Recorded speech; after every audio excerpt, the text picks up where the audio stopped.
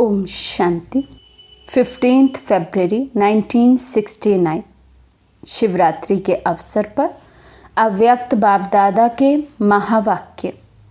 ये महावाक्य संतरी दादी जी के तन द्वारा बाप दादा ने उच्चारण किए थे।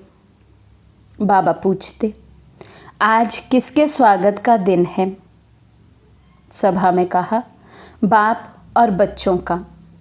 परंतु कई बच्चे अपने को भी भूले हुए हैं तो बाप को भी भुला दिया है।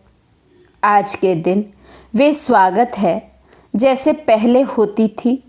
बाबा पूछ रहे हैं, उस समय क्या आज के दिन भी वैसे ही स्वागत कर रहे हैं जैसे पहले करते थे?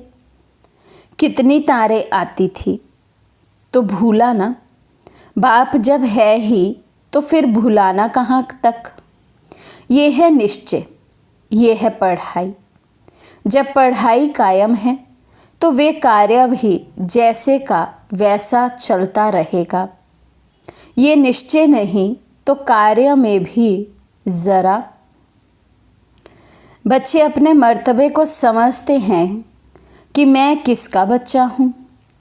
बाप सदा है तो बच्चे भी सदा है। 1 मास के करीब होने वाला है बाबा को अव्यक्त हुए, लेकिन बच्चों की हलचल अभी भी अंदर अंदर कुछ कुछ चल रही होगी। तो बाबा पूछ रहे हैं कि जब हमें निश्चय है कि ब्रह्मा बाबा भी अव्यक्त रूप से अभी हमारे साथ हैं, कहीं गए नहीं हैं, हमसे अलग नहीं हुए हैं, तो जैसे पहले से सब कुछ चलता आ रहा है, बाबा कहते फिर वैसा ही चलना चाहिए। ये निश्चय है कि पढ़ाई शिव बाबा की है और शिव बाबा पढ़ाने आते हैं और अंत तक आते रहेंगे। तो बाप यदि सदा है तो बाबा कहते फिर बच्चों को भी सदा रहना है।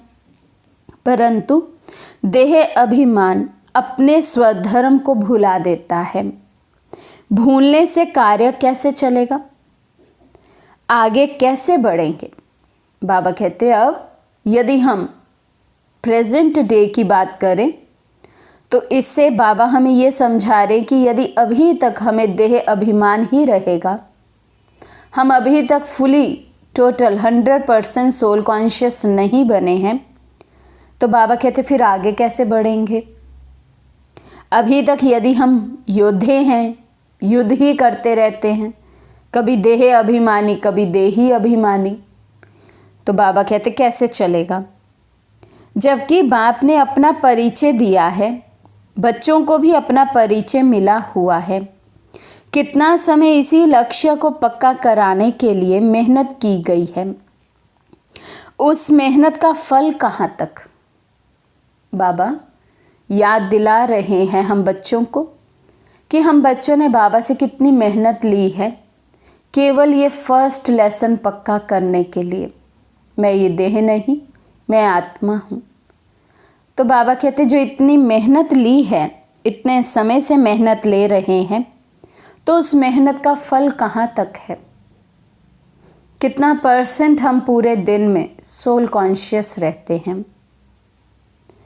सिर्फ याद कराने के लिए ये कह रहा हूँ, मुरली तो चलानी नहीं है, सिर्फ बच्चों से मिलने आया हूँ। बच्ची ने कहा बहुत याद कर रहे हैं बाबा, आप चलेंगे तो रिफ़्रेश करेंगे। रिफ़्रेश तो हो ही अगर निश्चय है तो बाबा कहते ये भी निश्चय की निशानी है। यदि बच्चे हमेशा रिफ़्रेश रहें, स्वयं को ज्ञान योग से भरपूर करते रहें, तो बाबा कहते सदा हल्के रहेंगे, रिफ़्रेश रहेंगे। फिर भी बच्चों से मिलने के लिए आना पड़ा, थोड़े समय के लिए स्वमान की स्मृति दिलाने के लिए आए हैं। बच्चे सदैव अपने को सौभाग्यशाली समझें। क्या स्वमान बाबा याद दिला रहे हैं कि मैं सौभाग्यशाली आत्मा हूँ, मेरे सा भाग्यवान इस दुनिया में और कोई नहीं है। सदा सौभाग्यशाली उनको कहा जाता है जिनका बाप, टीचर और सतगुरु से पूरा कनेक्शन, पूरी लगन हो। सौभाग्यशाली वे बच्चे हैं बाबा की डिक्शनरी में जिन्हें बाप, टीचर और सतगुरु पर पूरा निश्चय हो, बुद्धि की लाइन सदा उनसे जुड़ी हो, क्लीन और क्लियर हो, पूरा कनेक्शन शिव बाबा से, ब्रह्मा बाबा से हो।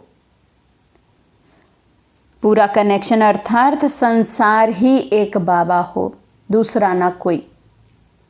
उन्हें बाबा कहते हैं वो बच्चे सौभाग्यशाली बच्चे हैं। कन्या की सगाई के बाद क्या होता है? पति के साथ लगन लग जाती है, तब उसको कहते हैं सदा सुहागन।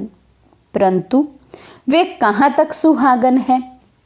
अंदर में क्या भरा पड़ा है? कन्या 100 ब्राह्मणों से उत्तम गिनी जाती है। सगाई करने के बाद अशुद्ध बनने के कारण आंतरिक अभागिन है। ये किसी को भी पता नहीं है। बाप ही बतलाते हैं सदा सुहागन कौन है। सदा के लिए परमात्मा से पूरी लगन रहे, वो सदा सुहागन है। कौन है सदा सुहागन आत्मा? जिसकी पूरी लगन केवल और केवल एक शिव बाबा से लगी हो, मन और बुद्धि कहीं और जाए ही नहीं, केवल बाबा में रहे। बाबा कहते वो है सदा सुहागन। ये तो अभी पढ़ाई का समय है। बाप अपना कर्तव्य कर रहे हैं, डायरेक्शन देते हैं, पढ़ाते रहते हैं। जब तक पढ़ाना है पढ़ाते रहेंगे। विनाश सामने खड़ा है, उसका कनेक्शन बाप के साथ है। ऐसे मत समझो बाप की जुदाई है। जुदाई भी नहीं, विदाई भी नहीं। जब तक विनाश नहीं तब तक बाप साथ है।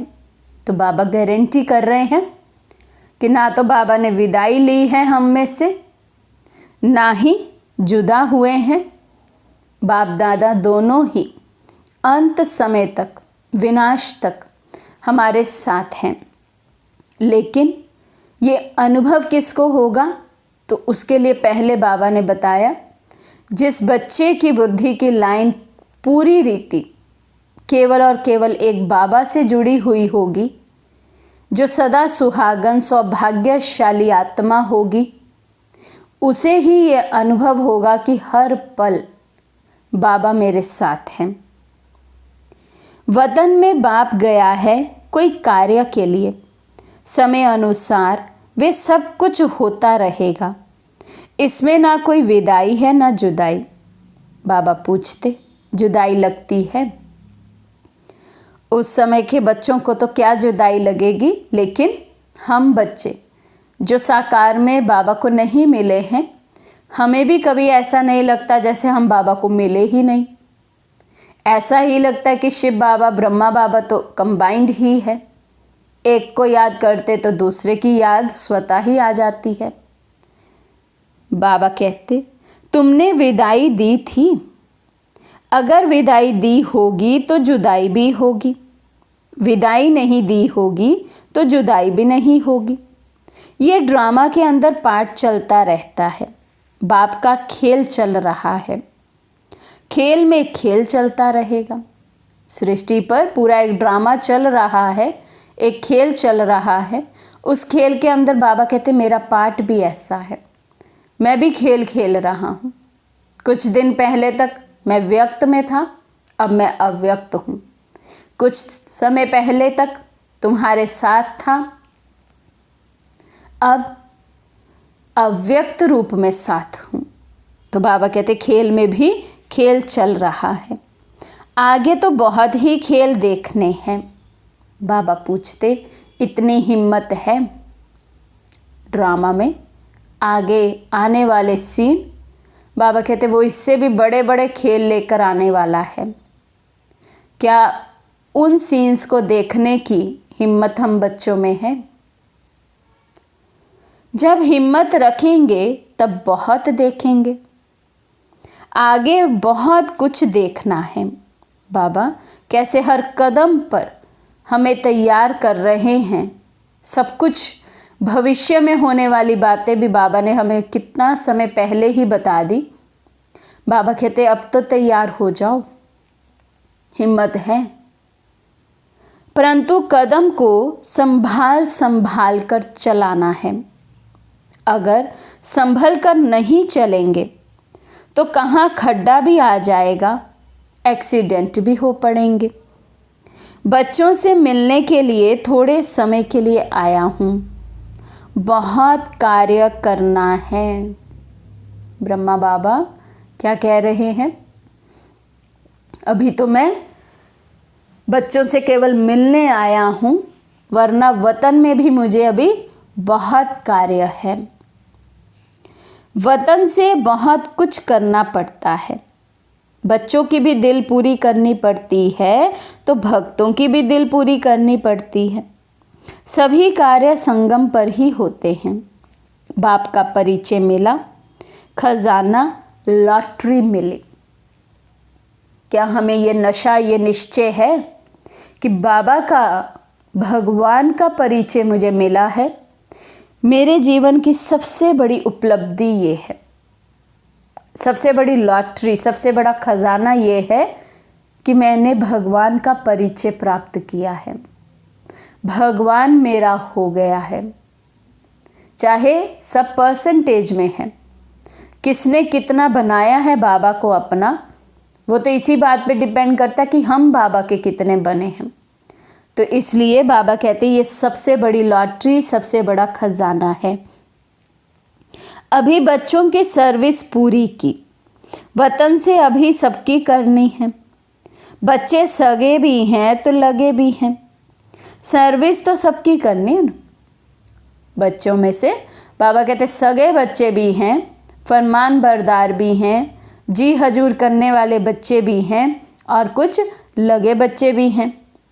तो बाबा कहते सभी की दिल बाबा को पूरी करनी पड़ती है, सर्विस तो सबकी करनी है।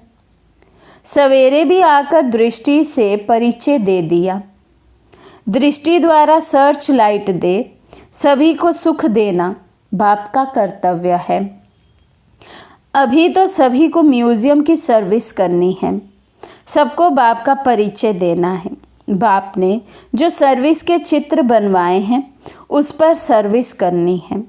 अंगुली देने से पहाड़ उठता है ना, यही गायन है। गोप गोपियों ने अंगुली से पहाड़ उठाया। कौन सा पहाड़ उठाना है हमें? कलयुगी रूपी ये पहाड़ उठाना है, इसको सतयुग में परिवर्तन करना है। तो बाबा कहते हर एक बच्चे के उंगली का सहयोग माना, थोड़ा सा सहयोग तो दो, थोड़ा सा माना। बैकबोन तो बाबा ही है, करावनहार तो वही है। हम केवल सर्विस के लिए, सेवा के लिए स्वयं को ऑफर करें। बाबा को कहें बाबा मैं सेवा पर हाजिर हूँ। बस इतना सा सहयोग बाबा कहते मुझे तुम बच्चों का चाहिए, बाकी करावनहार वही है। हम ऑफर करें, वे हमसे कराएंगे, और कराने पर भी हमारा ही भाग्य बनवाएंगे। तो इसलिए बाबा कहते हैं अंगुली नहीं देंगे तो पहाड़ नहीं उठेगा। सृष्टि पर आत्माओं का उद्धार कर वे पहाड़ उठाकर फिर साथ ले जाना है। समूह होता है ना, अंत में समूह बनकर सभी के साथ रहना है। पहले पहले साक्षात्कार में लाल लाल समूह देखा था, तब तो समझ में नहीं आया, परंतु अब वही आत्माओं का समूह है जिनको साथ ले जाने का ड्रामा के अंदर प्रोग्राम है। सभी की सर्विस करनी है। ब्रह्मा बाबा अपना अनुभव सुना रहे हैं कि बाबा को जब ये यज्ञ के आदि काल में अनेकों साक्षात्कार हुए, तो उसमें से एक साक्षात्कार में बाबा ने लाल लाल आत्माओं का समूह देखा था। माना उस समय तो पता नहीं चला कि ये आत्माएं हैं, लेकिन अब क्योंकि ज्ञान को जब समझ लिया तो बाबा कहते अब समझ में आया कि ड्रामा में पार्ट क्या था। विश्व की सभी आत्माओं को हम बच्चों को साथ ले जाना है, मुक्ति का वर्षा दिलाना है। तो वो लाल लाल समूह आत्माओं का था जिनके प्रति हमारी जवाबदारी है। इसलिए बाबा कह रहे हैं वतन में बैठकर भी बाबा को बहुत कार्य, बहुत सेवा रहती है। अच्छा, सवेरे उठकर बाप की याद में रहो, क्योंकि उस समय बाप सभी को याद करते हैं। उस समय कोई कोई बच्चे दिखाई नहीं पड़ते हैं, ढूंढना पड़ता है। कौन से बच्चे दिखाई नहीं देते बाबा को? जो वतन तक पहुंचते ही नहीं हैं, माना जिनका योग बहुत पावरफुल नहीं होता है, जो इस साकार मनुष्य लोक में ही झुटके खाते रह जाते हैं। कोई कोई तो बेड पर सोए रह जाते हैं, कोई नेमीनाथ बनकर उठकर बैठते तो हैं, लेकिन योग के सिवाय बाकी सब कुछ कर लेंगे।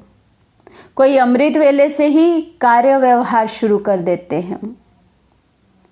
तो बाबा कहते हैं वो सब बच्चे बाबा को वतन में नजर नहीं आते हैं, ढूंढने पड़ते हैं बाबा को बच्चे। भल अकेले रीति याद करते हैं, परंतु संगठन के साथ भी जरूर चलना है। जितना याद में रहेंगे उतना ही बाप के नजदीक होते जाएंगे। बाप को भुलाने से मूंझते हैं, बाप को सदैव साथ रखेंगे तो भूल नहीं सकते। बाबा कहते हैं कंबाइंड स्वरूप होके नहीं रहते हैं, इसलिए बाबा को भूल जाते हैं। लेकिन बाबा ने कहा जितना याद करेंगे उतना नज़दीक का अनुभव होगा, उतना बाबा का साथ हमें अनुभव होगा, उतना स्वयं में वो शक्तियाँ अनुभव होंगी। तो इसीलिए हम सब अपने पुरुषार्थी जीवन में अमृत वेले के महत्व को समझें और उसे बहुत ही शक्तिशाली बनाएं।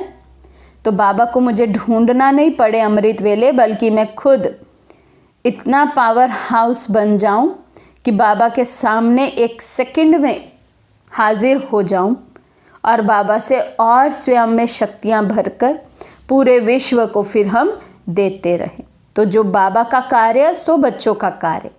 यदि बाबा आज भी वतन में बैठकर इतना कार्य, इतनी सेवा कर रहे हैं, बाबा को अभी भी इतना आना है कि सभी आत्माओं की सेवा हमें करनी है, सब आत्माओं को मुक्ति, जीवन मुक्ति का वर्षा दिलाना है शिव बाबा से, तो वे हमारा भी कर्तव्य है, हमारा भी कार्य है।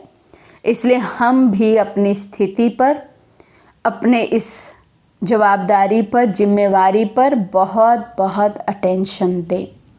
अच्छा, ओम शांति।